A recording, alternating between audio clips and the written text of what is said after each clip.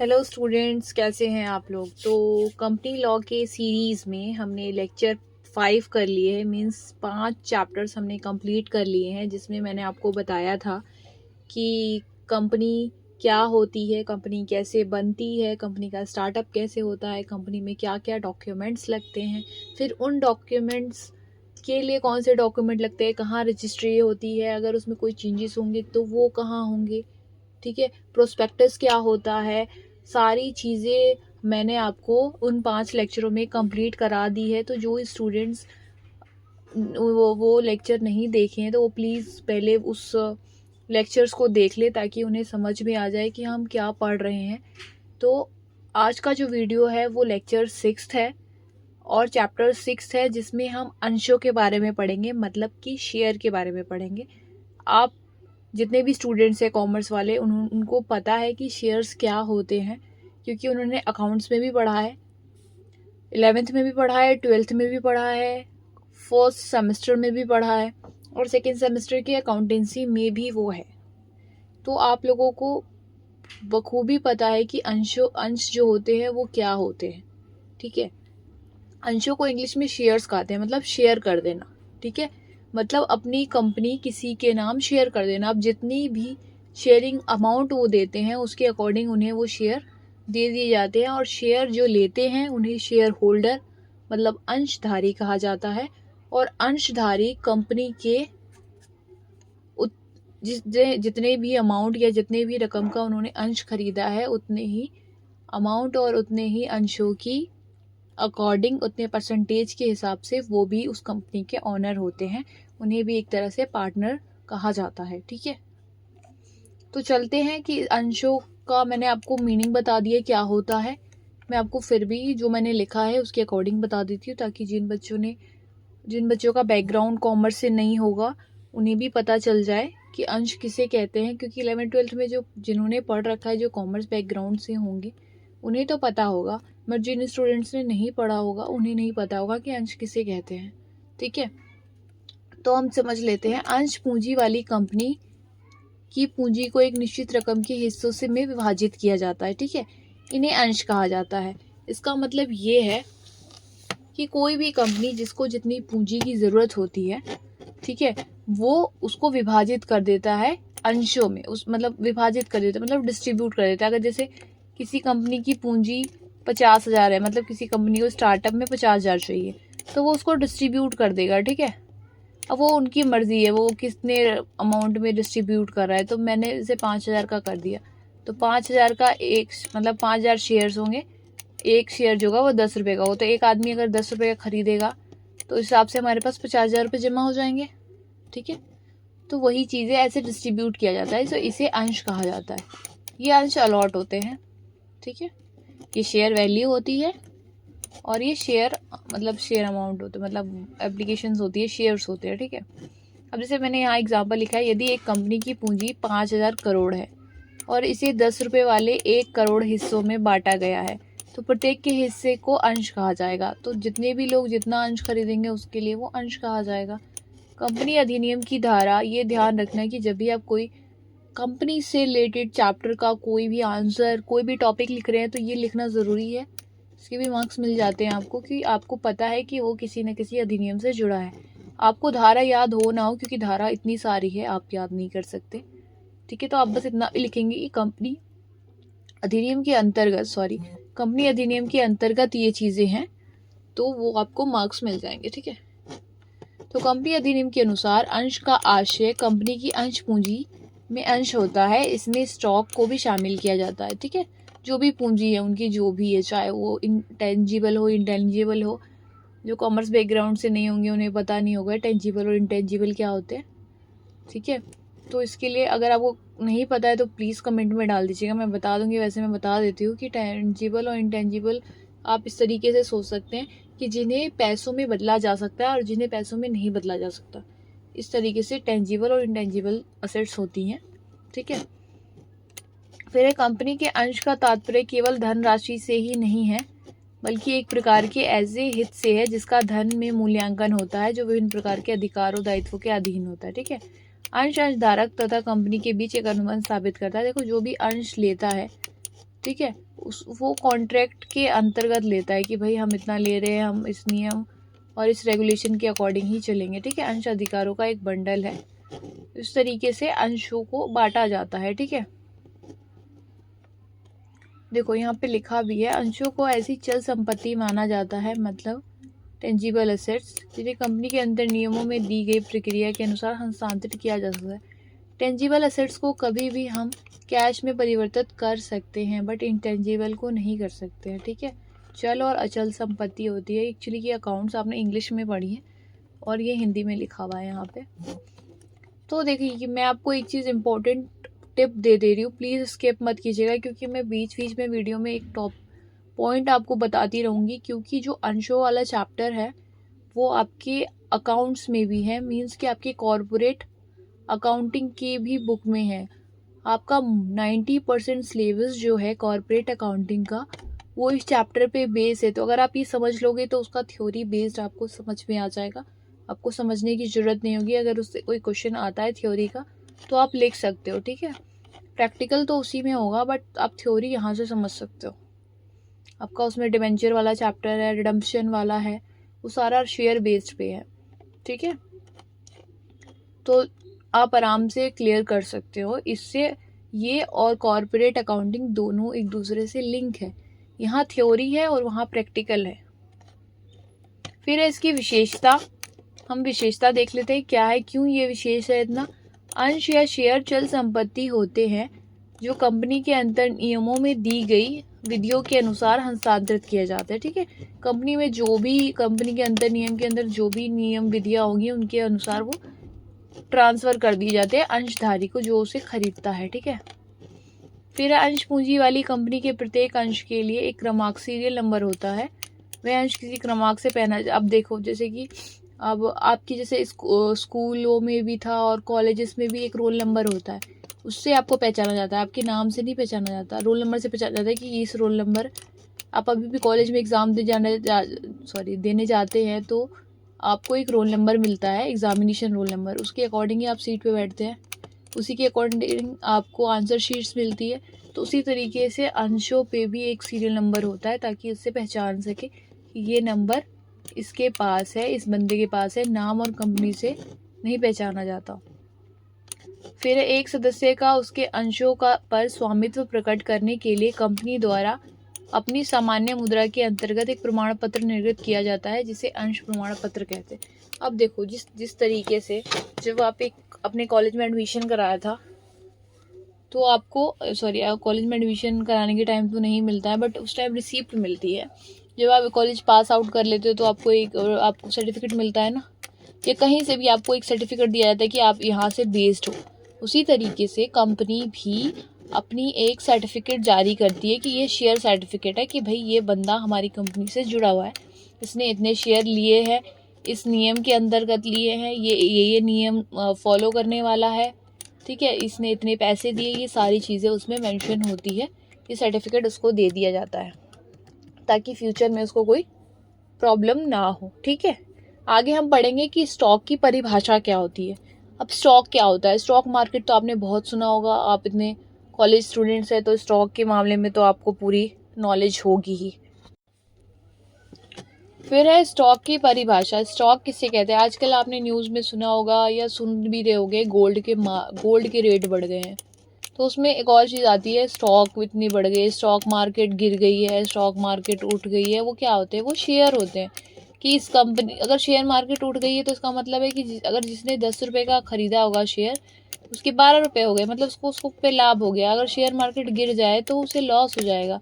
तो बहुत लोग शेयर्स खरीदते हैं अलग अलग कंपनी से। अब जैसे आप ही हो, एक पर्सन अलग अलग कंपनी से शेयर खरीद सकता है, कोई जैसे नहीं, वो एक तरह से इन्वेस्टमेंट होती है। अगर उसे कोई भी फ़ायदा होगा उस कंपनी को तो इनडायरेक्ट उस बंदे को फ़ायदा होगा। ठीक है, तो इसलिए लोग स्टॉक में बहुत पैसा लगाते हैं आजकल।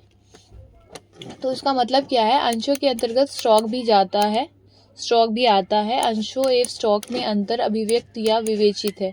स्टॉक कंपनी की पूंजी का एक भाग है, परंतु अंशों के समान इसमें प्रति स्टॉक कोई अंकित मूल्य नहीं होता। ये प्रति स्टॉक, जैसे अंशों में प्रति स्टॉक होता है ना कि एक बंदे ने 10 रुपये का 5,000 खरीद लिए, एक बंदे ने 10 रुपये के 6,000 खरीद लिए, तो प्रति स्टॉक का मूल्य होता है कि एक स्टॉक 10 रुपये, एक शेयर जो है वो 10 रुपये का है। मगर स्टॉक में ऐसा कोई मूल्य अंकित नहीं होता है, ठीक है। इसमें वो लोग डायरेक्ट बेचते हैं, ठीक है। तो इस तरीके से होता है। स्टॉक और अंश में सिर्फ एक परिवर्तन है कि वो प्रति होता है, मतलब प्रति स्टॉक नहीं होता है, वो प्रति अंश होता है। मतलब एक एक अंश, एक आप ऐसे लिख सकते हैं कि एक एक अंशों का मूल्य होता है, और इसमें एक एक अंशों का कोई मूल्य नहीं, एक स्टॉक का कोई मूल्य नहीं होता है। जब एक कंपनी के अंशों पर पूरा भुगतान हो जाता है तो उन्हें कंपनी के पूर्णतः स्टॉक में बदला जा सकता है, ठीक है। मतलब जैसे कि अगर किसी कंपनी के अंशों का पूरा, मतलब किसी बंदे ने कंपनी के सारे अंशों के पैसे दे दिए तो वो स्टॉक में एक्सचेंज हो जाता है, ठीक है। अर्थात अंशों की कमी भी स्टॉक में नहीं बदली जा सकती, ठीक है। अगर अंशों में कुछ भी पैसे थोड़े भी कम होंगे तो उसको स्टॉक में नहीं बदला जा सकता। तो आप ऐसे समझ सकते हैं, स्टॉक का आशय अंशों के समूह से है जिसे किसी भी राशि के छोटे छोटे टुकड़ों में बांटा जा सकता है, ठीक है। स्टॉक को बांटा जा सकता है, उसको नहीं, अंशों को नहीं। इन्हें कितने भी रुपयों के स्टॉक के आधार पर बेचा जा सकता है, 1,000 या 20,000 के स्टॉक, इस तरीके से। मतलब इसे इकट्ठा बेचे जाते हैं, 10 रुपये प्रति एक, मतलब एक शेयर बेच देते ना। एक शेयर ले लो 10 रुपये का, एक शेयर ले लो 20 रुपये का, डिस्काउंट पे ले लो, रिडम्पशन प्रीमियम पे ले लो, आपने सारा अकाउंट में पढ़ा होगा। मगर स्टॉक को हम नहीं बेच सकते, स्टॉक इकट्ठा बिकता है। 50,000 का ले लो स्टॉक, 20,000 का ले लो, स्टॉक मार्केट में ऐसे पैसे लगते हैं, ठीक है। यदि अधिनियम द्वारा अधिकार दिया गया हो तो कंपनी एक साधारण प्रस्ताव द्वारा अपने पूर्णता चुकता अंशों, चुकता मतलब होता है दे चुके पैसे, ठीक है, स्टॉक में बदल सकती है और स्टॉक को अंशों में पूर्ण परिवर्तित कर सकती है। अब एक मैं तुम्हें एग्जांपल दूं कि 50 बंदों ने, ठीक है, 50 बंदों ने 10 रुपए की शेयर्स लिए। 50 तो कितने हो गए, 10-10 रुपए के, चलो 10 के नहीं लिए, 100 को लिए, 500 बंदों ने लिए, ठीक है। तो कितने हो गए, 50,000 हो गए, 50,000 हो गए ना, 1 2 3 4, 50,000 हो गए। अब कंपनी ने क्या किया, कंपनी करेगी, कंपनी ने क्या किया, उसको स्टॉक में चेंज कर दिया। अब वो पैसे उसने स्टॉक में लगा दिए। अगर ये स्टॉक बढ़ा तो इन्हें फ़ायदा होगा, नहीं बढ़ा, कम हो गया तो ये लॉस में चली जाएगी। इस तरीके से होता है, ठीक है। स्कंद मतलब होता है स्टॉक। स्टॉक और अंश में क्या अंतर है, सबसे बड़ा अंतर है अंकित मूल्य। मैंने बताया आपको कि वो प्रति अंश होता है, मतलब एक अंश का मूल्य होता है, इसमें ऐसा कुछ नहीं होता। अंश का स्पष्ट रूप से एक अंकित मूल्य होता है, जैसे 10 रुपये, 10, 100 रुपये, परंतु स्टॉक का कोई अंकित नहीं होता है, वह अंश पूंजी का समेकित मूल्य होता है, जैसे 13,400। मतलब कि किसी बंदे ने एक, मैंने आपको पहले भी समझाया, अभी भी समझा रही हूँ, किसी को कन्फ्यूज़न बार बार हो तो प्लीज़ बता दीजिएगा कमेंट सेक्शन में, मैं फिर भी क्लियर कर दे रही ताकि आप लोग क्लियर हो जाए। क्लियर ना हो रहा हो तो अंश होता है 10 रुपये का, किसी बंदे ने 50 से शेयर खरीद लिए, इस तरीके से समझ लो। तो वो कितने का खरीदा उसने,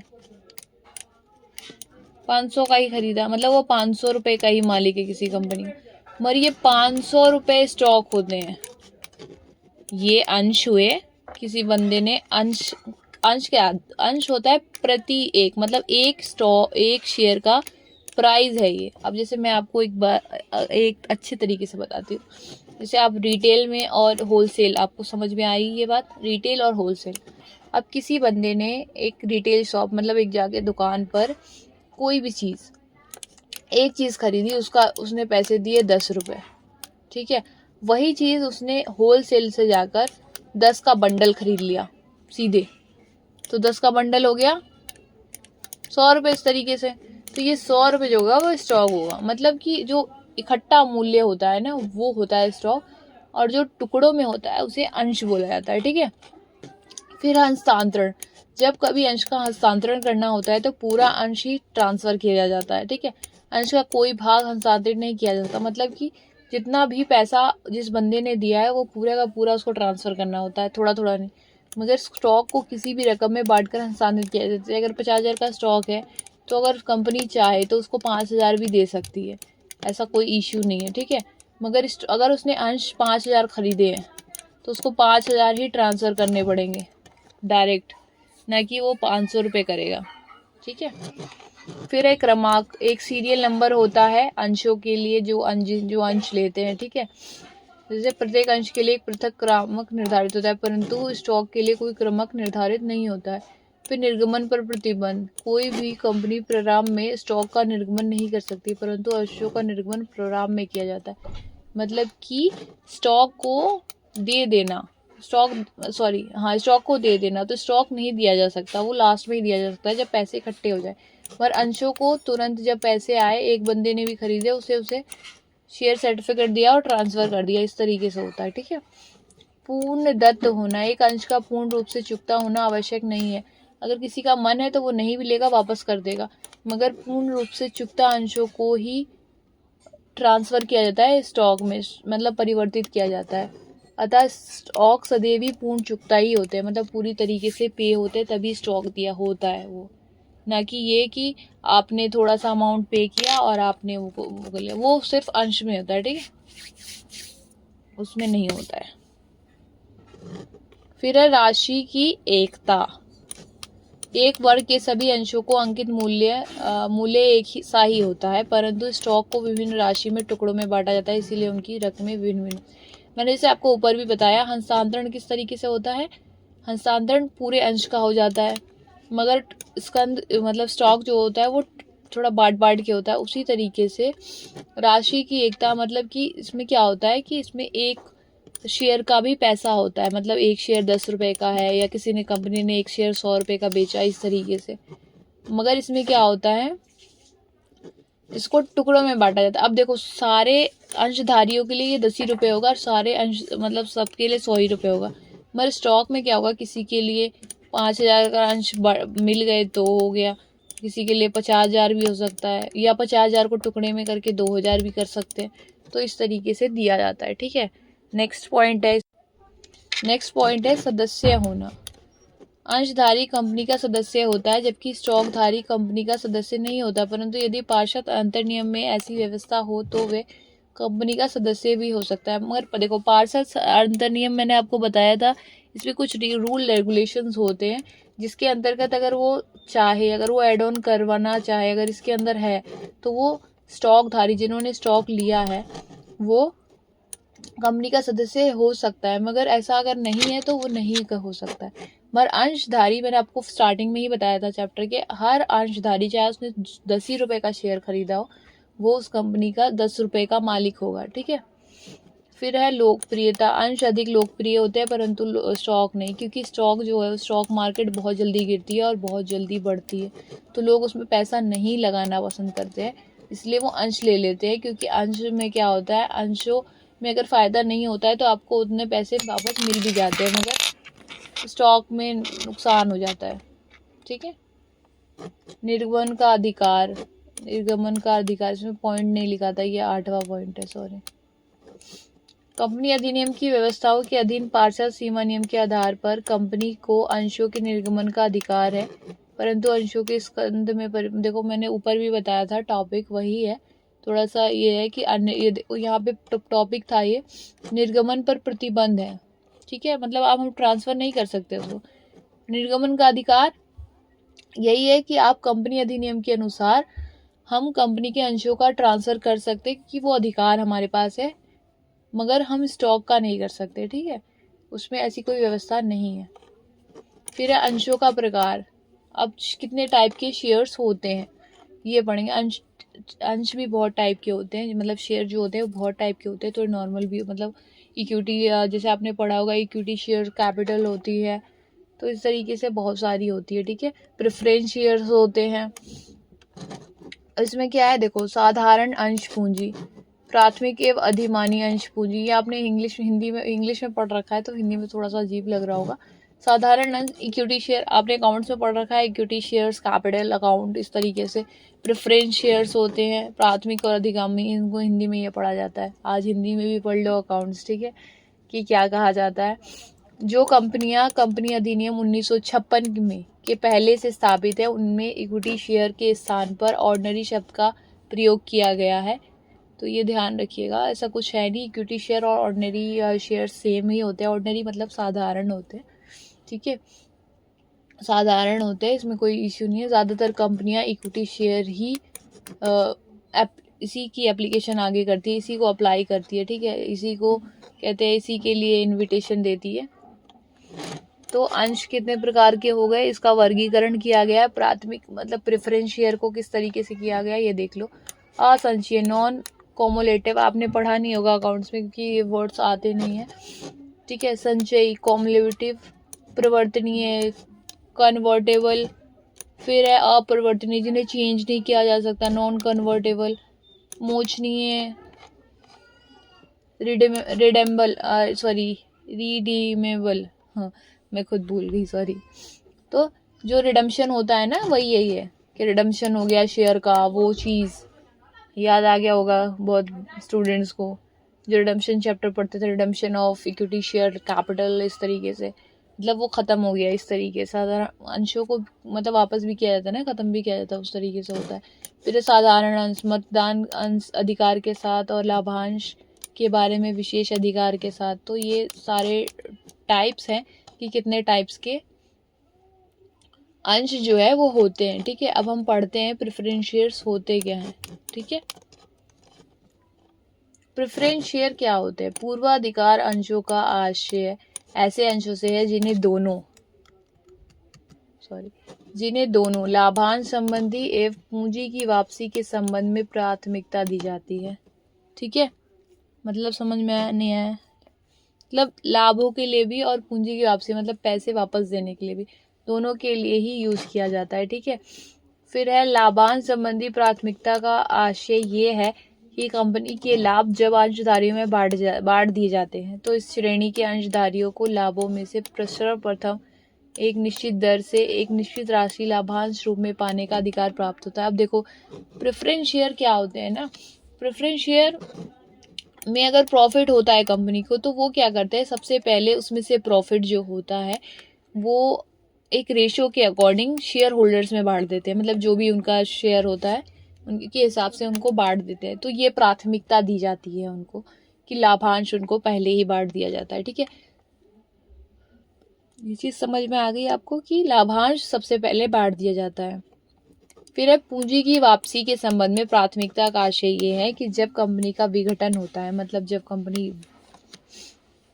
खत्म हो रही होती है तब की बात है, जो कंपनी को बाहरी व्यक्तियों को पहले भुगतान करना होता है, उसके बाद यदि रकम शेष बचती है तो अन्य अंशधारियों की तुलना में सर्वप्रथम पूर्वाधिकारी अंशों की पूंजी को लौटाया जाता है। अब देखो इसमें क्या है कि जो इसमें प्रेफरेंस शेयर लेने में ये फ़ायदा है कि आपको सारी, चाहे वो प्रॉफिट हो चाहे वो पैसे हो, वो पहले आपको मिलते हैं, अंशधारियों को नहीं मिलते, मतलब इक्विटी शेयर वालों को नहीं मिलते। इक्विटी शेयर कैपिटल जिन्होंने ले रखी होती है उन्हें नहीं मिलते हैं, बट पूर्वाधिकारी अंश मतलब प्रेफरेंस शेयर होल्डर्स को मिल जाते हैं।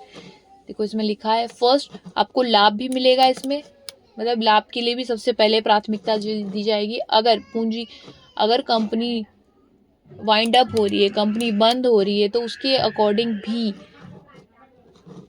पहले जितने भी बाहर के लोग हैं, क्योंकि प्रेफरेंस शेयर होल्डर्स भी कंपनी के पार्टनर्स ही होते हैं, तो इसमें सबसे पहले इम्पोर्टेंस जो दी जाती है वो प्रेफरेंस शेयर होल्डर्स को दी जाती है। मतलब जो भी पैसा है कंपनी के पास वो बाहरी लोगों को देने के बाद जो भी बचता है उनके पास वो पूर्वाधिकारी अंशधारियों को वो पैसा लौटा देती है। अगर उसके बाद कुछ रकम बच जाए तभी वो इक्विटी शेयर होल्डर्स को देती है, नहीं तो वो पैसे उन्हें नहीं देती है, ठीक है। अंशों का पूर्वाधिकार माना प्रयुक्त वर्णित अधिकारों में निम्न अधिकार प्राप्त है, ठीक है। ये अधिकार लिखे हुए हैं यहाँ पे कि क्या क्या अधिकार होते हैं। देखो अतिरिक्त लाभ में भाग, मैंने आपको बताया ऊपर कि उन्हें लाभ सबसे पहले मिलता है, अनुपात शेयर्स जो भी शेयर्स होंगे उनके अकॉर्डिंग उनको बांट दिया जाता है, ठीक है। फिर है आधिक्य में भाग, कभी कभी ये भी अधिकार दिया जाता है कि कंपनी के समापन पर, जो पॉइंट ऊपर है वही, देखो आप ऐसे करके लिख सकते हो, थोड़ा सा लेंथी आंसर हो जाता है क्योंकि एग्जाम्स में आपको लेंथी आंसर ही लिखना पड़ता है। आप आशय में लिख सकते हो, उसके बाद अधिकार लिख सकते हो कि ये अधिकार है उसका, ठीक है। तो इस तरीके से कि अधिकार क्या है, लाभ में पहले, और आपकी पूंजी वापसी भी पहले ही होगी। फिर अंशधारी के टाइप्स कितने होते हैं, इनके भी टाइप्स होते हैं, अलग अलग तरीके के अंशधारी होते हैं। अब देखो इसमें भी है साधारण तथा असंचयी पूर्वाधिकारी अंश, सिंपल और non cumulative preference shares holders, या शेयर्स कौन होते हैं, मतलब शेयर्स के बारे में बताएंगे, उसके बाद शेयर होल्डर जो होते हैं वो तो आपको पता चल ही जाएगा। ये नॉन कॉमुलेटिव है, जिनको साधारण पूर्वाधिकारी अंश भी कहा जाता है, अंशधारी भी कहा जाता है, ठीक है। तो ये देख लीजिए, साधारण और असंचयी पूर्वाधिकारी अंश जो होते हैं वो सेम होते हैं। क्या होते हैं, इन अंशों पर अन्य अंशों की अपेक्षा सर्वप्रथम एक निर्धारित दर से लाभांश दिया जाता है। मतलब इनकी दरें जो होती हैं, जो परसेंटेज होता है वो पहले से फिक्स्ड होता है कि इतना ही आपको मिलेगा जो भी लाभ होगा, परंतु ये लाभांश उसी वर्ष दिया जाएगा जिस वर्ष कंपनी को पर्याप्त लाभ हुआ है हो। जिस वर्ष कंपनी को लाभ नहीं हुआ हो उस वर्ष इन्हें कोई लाभ नहीं दिया जाएगा तथा अगले वर्षों में लाभ होने पर पिछले वर्षों के लाभ प्राप्त करने का कोई अधिकार नहीं होगा। मतलब कि आप ये समझ लो कि जिस साल लाभ होगा उसी साल इनको लाभ दिया जाएगा, सिंपल वर्ड में, सिंपल लाइन। जिस साल नहीं होगा उन्हें नहीं दिया जाएगा, ठीक है। तो जब कंपनी को लाभ ही नहीं होगा तो वो कहाँ से, अपने घर से तो देगी नहीं। तो अगर कंपनी को कोई प्रॉफिट होता है तो वो सबसे पहले इन्हें इम्पोर्टेंस देती है और एक अनुपात, एक रेशो के अकॉर्डिंग इन्हें ट्रांसफ़र कर देती है, ठीक है। ये हो गया सिंपल और असंचयी अंश, ठीक है। अब हम पढ़ते हैं संचयी क्या होता है। अंशधारियों को, और हाँ एक और चीज़ कि ये नहीं है कि अब पिछले साल लाभ नहीं हुआ था और इस साल लाभ हुआ है तो हम पिछले साल का भी लेंगे, तो उसे पिछले साल का लाभ लेने का कोई अधिकार नहीं, क्योंकि पिछले जब लाभ होगा तभी इन्हें मिलेगा, नहीं होगा तो नहीं मिलेगा, ठीक है। और उसी साल मिलेगा, मतलब एक साल के अंतर्गत ही इन्हें उस लाभ का फायदा पहुंच सकता है।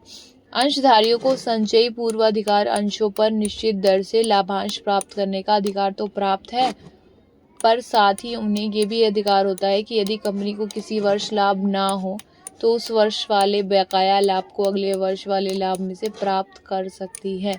अब देखो यहाँ असंचयी वाले में ये प्रॉफिट नहीं था मगर संचयी में है, मीन्स कि संचयी में अगर वो इस साल प्रॉफिट नहीं होता है और अगले साल होता है तो उन्हें उसका भी परसेंटेज उसमें दिया जाएगा, ठीक है। ये फ़ायदा हो जाता है इन्हें। इस प्रकार जिन जिन वर्षों में लाभ की अपर्याप्तता के कारण उन्हें लाभांश नहीं मिलता है, इनका लाभांश संचित हो जाता है, मतलब इकट्ठा हो जाता है, आप ऐसे समझ सकते हो, कलेक्ट हो जाता है। और भविष्य में लाभ होने पर सर्वप्रथम इनको संचित लाभांश और चालू वर्ष मतलब करंट ईयर का लाभांश दिया जाता है। इनके लाभांश का पूरा भुगतान होने के बाद ही बचे हुए राशियों से अंशधारी मतलब इक्विटी शेयर्स होल्डर्स को लाभांश मिलता है, ठीक है। ये सबसे बड़ी चीज़ है। फिर है प्रवर्तनीय। प्रवर्तनीय मतलब होता है चेंज, मतलब जो चेंज हो सकते हैं। तो जिन अधिमानी अंशधारियों को यह अधिकार दिया जाता है तो जिनके अंशों को निश्चित समय के अंतर्गत या निश्चित तिथि तक साधारण अंशों में बदल सकते हैं, उन्हें प्रवर्तनीय अधिमानी अंश कहते हैं। कुछ ऐसे शेयर्स होते हैं जो ये शेयर्स खरीदते हैं, उन्हें एक टाइम ड्यूरेशन दिया जाता है कि अगर आपको चेंज करना है किसी और शेयर में, मतलब जो यहाँ पे शेयर्स आपको दिख रहे हैं जो भी टाइप्स, उसमें चेंज करना है तो वो चेंज कर सकते हैं। आपको पता है साधारण वालों को तो लाभ मिल जाता है ना, तो इसलिए हो सकता है कि परिवर्तनीय वाले परिवर्तन करवा लेते हैं, ठीक है। फिर अपरिवर्तनीय पूर्वाधिकारी अंश, ये वो होते हैं जिन्हें चेंज नहीं करवाया जा सकता किसी भी हालत में, ठीक है। एक सेकेंड।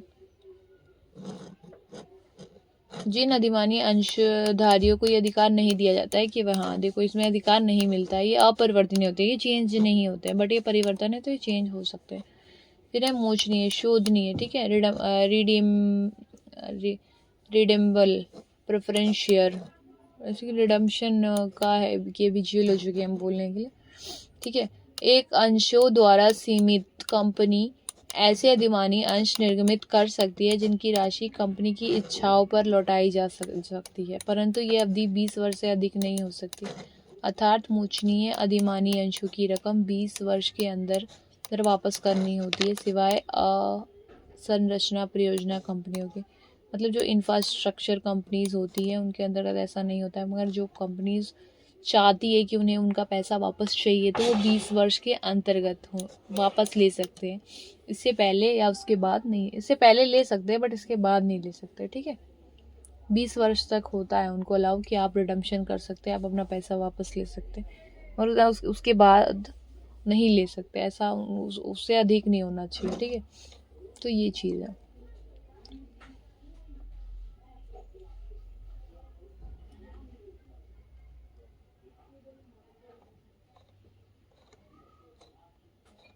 ये रिपीट हो गया एक्चुअली में, आप पढ़ लीजिएगा, कोई इशू नहीं है।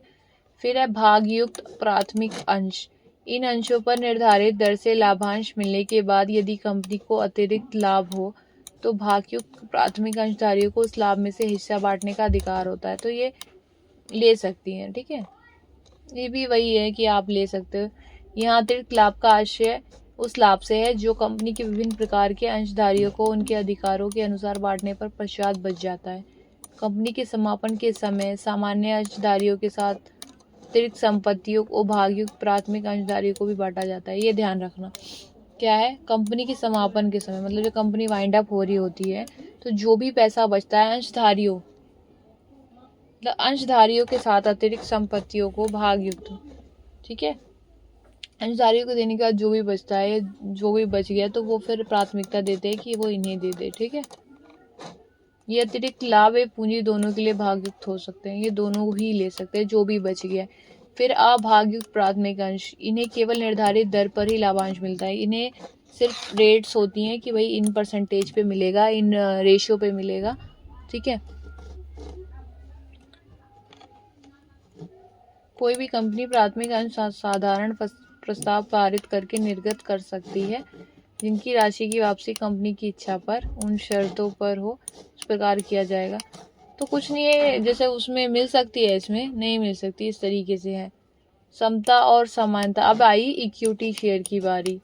साधारण अंश का आशय कंपनी के उन अंशों से है जो अधिमानी अर्थात प्राथमिक अंश नहीं होते हैं। प्रेफरेंस शेयर को प्रेफरेंस मतलब प्रेफरेंस ही दी जाती है, भाई तू बहुत इंपॉर्टेंट है, तू वीआईपी है, उस तरीके से उसे सारा कुछ दे दिया जाता है, उसके बाद जो चीज़ें बचती है वो इन्हें दिया जाता है। तो ये लेने में लॉस है, ये लेना मत इन फ्यूचर।